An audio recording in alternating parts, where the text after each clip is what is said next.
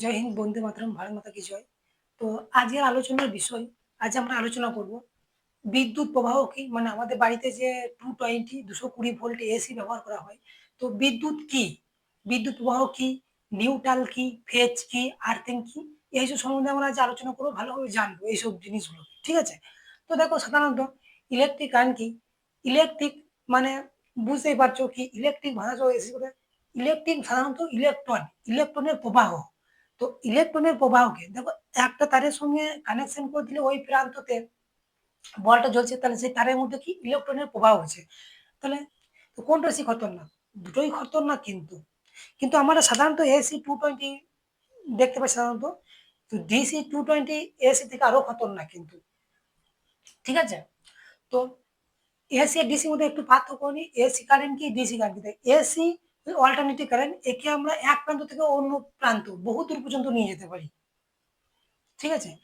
আর DC direct current, বহু দূর পর্যন্ত নিয়ে যেতে পারি না, কিন্তু এসি কারেন্টকে কনভার্টার করে মানে পরিবর্তন করে আমি ডিসি করতে পারি।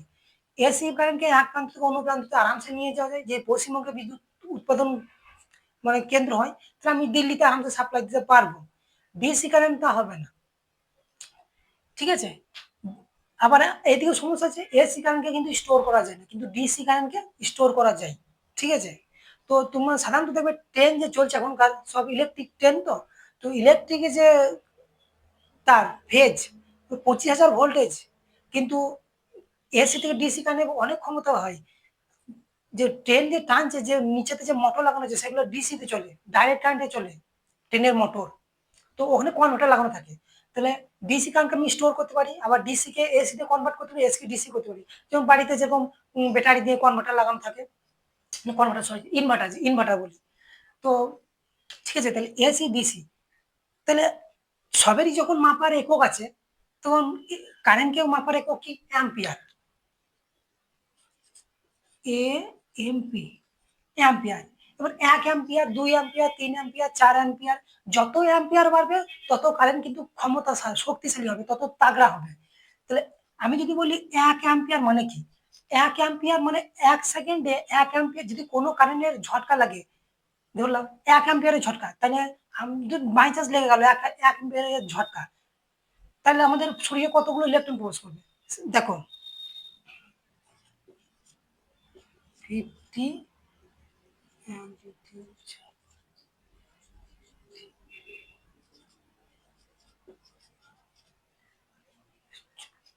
625 এর পিছাতে 15টা শূন্য লাগিয়ে দিবে, তাইলে হয়ে যাবে। এটা শর্ট ভ্যালু আমি লিখে দিচ্ছি। শর্ট ভ্যালু হবে,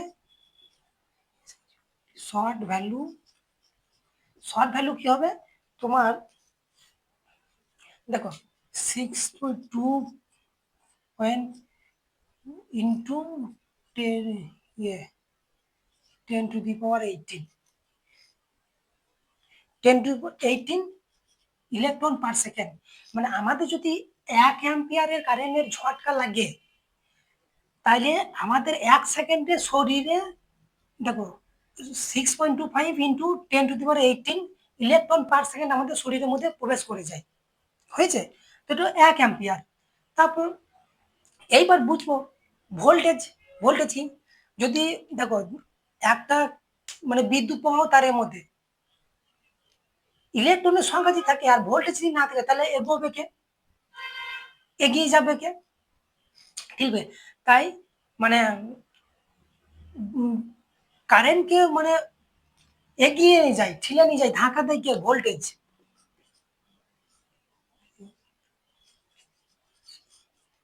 কারেন্টকে ধাক্কা দেয়, এগিয়ে নিয়ে যায় কে? ভোল্টেজ। যদি ভোল্টেজ বেশি থাকে, ইলেকট্রন কম থাকে, ইলেকট্রনের সংখ্যা তো হবে অ্যাম্পিয়ার কম থাকে। যদি বা ইয়ে 1 অ্যাম্পিয়ার 500 মিলি অ্যাম্পিয়ার থাকে, তাহলে সেরকম তাগড়া হবে না। তাই যেমন ইলেকট্রনের সংখ্যাও বেশি থাকা দরকার, প্লাস ভোল্টেজও বেশি থাকা দরকার। তাই ইলেকট্রন যে এক তার থেকে অন্য তারের ওই প্রান্তকে এগিয়ে যায়, তো এগিয়ে কে নিয়ে যায়? ভোল্টেজ। আর এই যেতে যে বাধা দেয়, আটকায়, তাকে কি বলে? রেজিস্ট্যান্স। রেজিস্ট্যান্স মানে প্রতিরোধ, প্রতিরোধ, যেতে দেয় না। ইলেকট্রনকে যে ঠেলে এগিয়ে নিয়ে যায় তার নাম হচ্ছে ভোল্টেজ, আর ইলেকট্রনকে যে আটকায় তাকে বলে প্রতিরোধ বা রেজিস্ট্যান্স। ইলেকট্রনকে ভোল্টেজ ধাক্কা দিচ্ছে এগিয়ে নিয়ে যাওয়ার জন্য, আর এদিকে প্রতিরোধ আটকাইছে। ইলেকট্রন ধাক্কা দিচ্ছে যা রে, আর এদিকে প্রতিরোধ বলছে আমি যেতে দেবো না, আটকাইছে। এবার বিচারা ইলেকট্রন মধ্যখানে প্রেসারের দলাদলি চাপে সর্বনাশ ইলেকট্রনের। এইদিকে তখনই দেখো পাড়াতে পাড়াতে যে কোনো জায়গায় যখন ঝগড়া লাগে দু তিনজন মিলে, ফায়দা কাদের হয়, মানে কারা মজা লুটে, হাসে কারা ঝগড়া দেখে। পাড়ার লোক, তুমি বাইরে যদি থাকো সে তোর বাইরে চারপাশে যে উপস্থিত লোক তারা মজা লুটবে, তোমার তখন দুজনে ঝামেলা করবে মানে মারপিট করবে, তখন পাশের লোকরা তারা দেখে কিন্তু হাসবে, মজা লুটবে। সেইখানে এইখানে এই মজা লুটার ব্যাপার কি হচ্ছে এখানে, দেখো যখন ঝগড়া করে তখন ঝগড়া করে স্টাইল নানা জনের নানা রকম। কিরকম দেখো, কেউ যদি ঝগড়া করে লাঠি ঝাঁটা নিয়ে বেরিয়ে যাবে, মেয়ে ঝগড়া করে কেঁদে কাটারি কুড়ুল নিয়ে বেরিয়ে যাবে, ছেলেতেও ফাওড়া নিয়ে বেরিয়ে যাবে, কেউ ইট নিয়ে বেরিয়ে যাবে, কেউ বাঁশের বিড়া ভেঙে বাতা খুলে মারতে চলে যাবে। তো ঝগড়া করার স্টাইল কিন্তু নানা রকম। সে ট্রানজিস্টরের মধ্যে যখন কারেন্ট প্রবাহ করলাম, মানে ইলেকট্রন প্রবাহ করলাম, মানে কারেন্ট দিলাম ট্রানজিস্টরের উপর, তখন ট্রানজিস্টরের মধ্যে যখন ইলেকট্রনকে প্রবাহ করলাম, এইদিকে ভোল্টেজ ধাক্কা মারছে ঠেলছে গিয়ে, আর ওইদিকে প্রতিরোধ আটকাচ্ছে। তখন ইলেকট্রন বিশাল ঝগড়া করছে প্রতিরোধের সঙ্গে, আবার ভোল্টেজের সঙ্গে ঝগড়া করছে। তখন ট্রানজিস্টর কি হচ্ছে, ঝগড়া করতে করতে তখন ট্রানজিস্টর একবারে লাল হয়ে গরম হয়ে আলো দিতে শুরু করেছে। তখন কি করলাম, তাহলে এ যখন লাল হয়ে আলো দিচ্ছে, তাহলে একে কি করে যায়, একে বৈদ্যুতিক বাল্বে দিয়ে দাও। তখন ট্রানজিস্টর মানে বৈদ্যুতিক বাল্ব বৈদ্যুতিক বাল্ব মানে আগে কাছে 60 পাওয়ারের 100 পাওয়ারের বল যে কিনে এনেছিলাম দোকান থেকে 10 কোটি টাকা দাম নিত, সেই বলের ভিতরে যে এখন আছে, অনেক কমে গেছে, এখন এলইডি বাল্ব। সেই বলের ভিতরে যে ফিলামেন্ট থাকে, ফিলামেন্ট ব্যবহার করা হয়, সেই ফিলামেন্টে হচ্ছে ট্রানজিস্টরের। তারপর কি করলাম, ট্রানজিস্টরের পর দেখো নাই করুন, যখন আমি নাইক্রোম নাইক্রোম তারের মধ্যে যখন বিদ্যুৎ প্রবাহ করলাম, ইলেকট্রন প্রদান করলাম, ইলেকট্রন এদিকে প্রতিরোধের সঙ্গে ঝগড়া করছে, এদিকে ইয়ে প্রতিরোধের সঙ্গে ঝগড়া করছে, এদিকে ভোল্টেজের সঙ্গে ঝগড়া করছে। তো ঝগড়া করতে করতে বিশাল লাল হয়ে গরম হয়েছে, বিশাল হিট এনার্জি দিচ্ছে, হিট মানে গরম সৃষ্টি হচ্ছে। তখন আমরা কি চেয়েছিলাম, তাহলে যদি গরম এত গরম হচ্ছে, তাহলে কি হিটারে ব্যবহার করে দাও। তখন আগেকার দেখবে মাটির চুল্লি থাকতো গোলপাত, তার মধ্যে নাইক্রোম তারের কুণ্ডলি থাকতো, যেরকম ভাতটা রান্না করা হতো। এখন ইন্ডাকশন চলে এসেছে, তো সব সেম সিস্টেম। তো নাইক্রোম তারের কুণ্ডলি, তারপর যে আমাদের জামা প্যান্ট যে প্রেস করো, প্রেসের মধ্যে ওর ভিতরে নাইক্রোম তারের কুণ্ডলি থেকে, ঠিক আছে। তো আমরা কি লিখবো, প্রেস কিংবা বৈদ্যুতিক চুল্লি। তারপর তারপর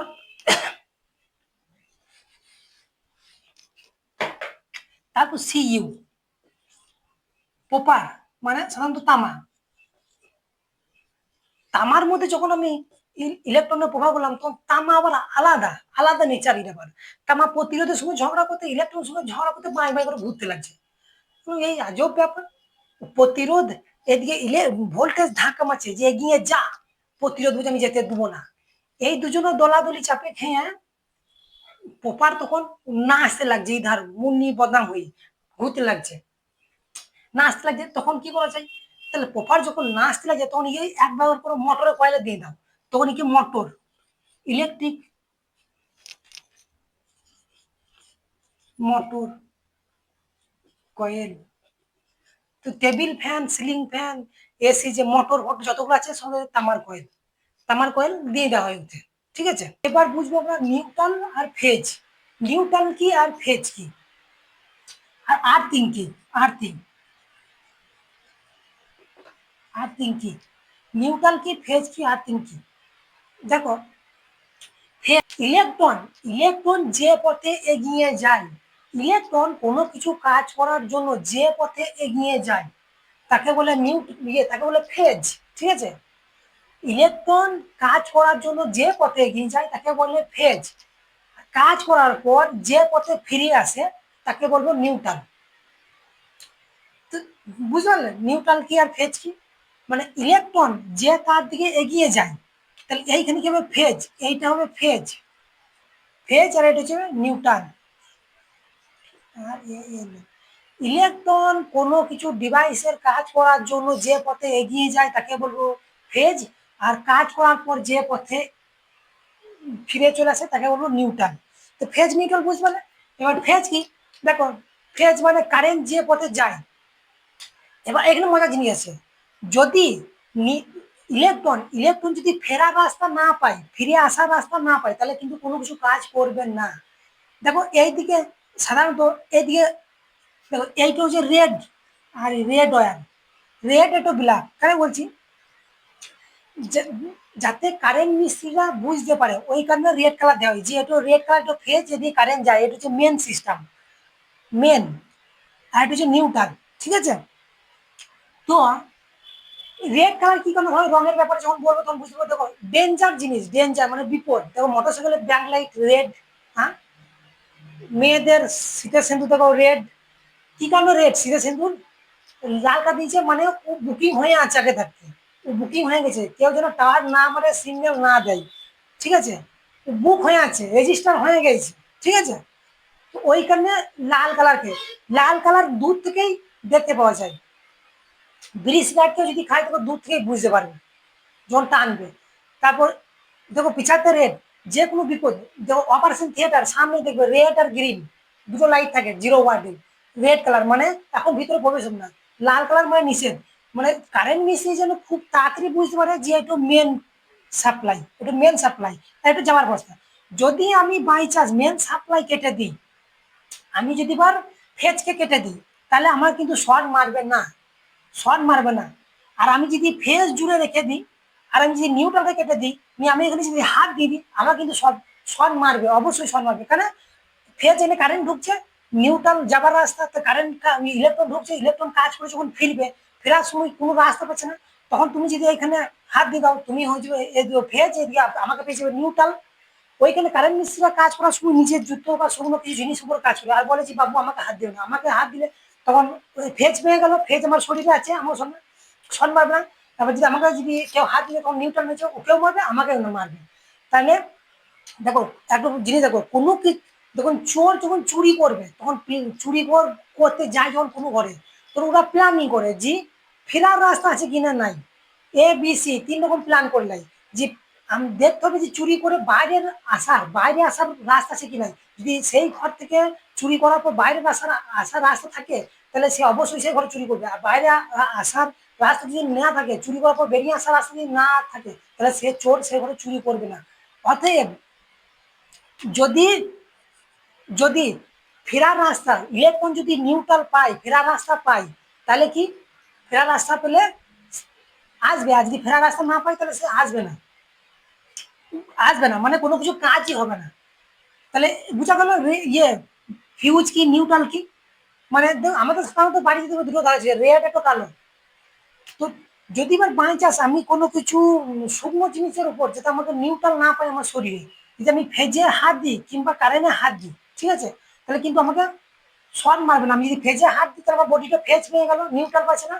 আর আমি যদি নিউট্রালেও হাত দিই, তাহলে আমার নিউট্রাল হাত দিয়ে আর যদি নিচে তো শূন্য থাকে, তাহলে নিউট্রাল মানে কারেন্ট আমার বডিতে ইলেকট্রন এসে গ্রাউন্ড হতে পারছে না, মাটিতে যেতে পারছে না, তাহলে আমাকে সরবে না। কিন্তু আমি যদি একটা তার ফেজে দিয়ে দিই আর একটা তার নিউট্রালে দিয়ে দিই, তাহলে কিন্তু আমাকে ঝটকা মেরে দেবে। কারণ তখন কারেন্ট কি করবে, তখন এইখানে কি কোনো মানুষ যদি হাত থেকে শর্টকাট রাস্তা পেয়ে যায়, তাহলে শর্টকাট চলে যাবে। তখন ফেজ কারেন্ট তখন এই দিকে যেতে যেতে আমি যদি হাত দিই, তখন ঘুরে আসার রাস্তা এখানে পেয়ে যাবে, তখন আমাকেই ঝটকাটাও মারবে। আর কারেন্ট পৌঁছাবেই না কোনো ডিভাইস, কোনো কিছু কাজ। এটা হলো ফ্রিজ।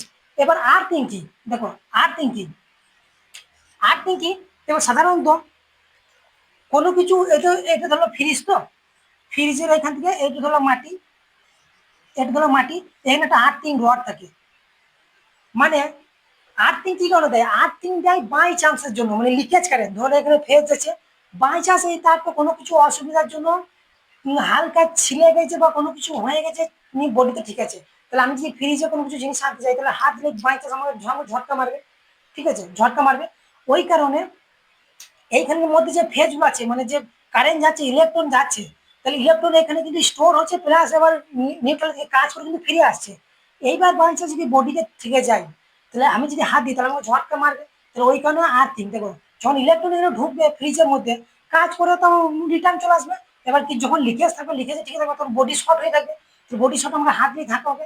ওই কারণে প্রত্যেকটা জিনিসের বড় বড় এসি হ্যান ত্যান, তারপর এসি যাই না কত, ফ্রিজ, তারপরে যে কোনো বড় বড় মেশিন, তারপরে বক্স মেশিন, যেগুলো মেশিন বক্স বাজানো মেশিন দেখবে আর্থিং থাকে গ্রাউন্ড করায়, তখন তো তার নিয়ে সেটা মাটিতে বুঝে যায় যে লিকেজ কারেন্ট এদিকে চলে যাবে। তাহলে আমি যদি এখনই ফ্রিজটা খুলতে যাই, ফ্রিজ এখন চলছে, ফ্রিজটা যদি খুলতে চাই আমি, তাহলে কিন্তু আমার শর্ট পাবে না। যেটুকু ইলেকট্রনিক আসবে এদিকে এই ধারে চলে যাবে, আর যেগুলো লিকেজ সেগুলো যে মাটিতে গ্রাউন্ড হয়ে যাবে। ঠিক আছে? তাহলে একটু যে ফেজ, নিউট্রাল, একটু আর্থিং, বুঝতে পারলে?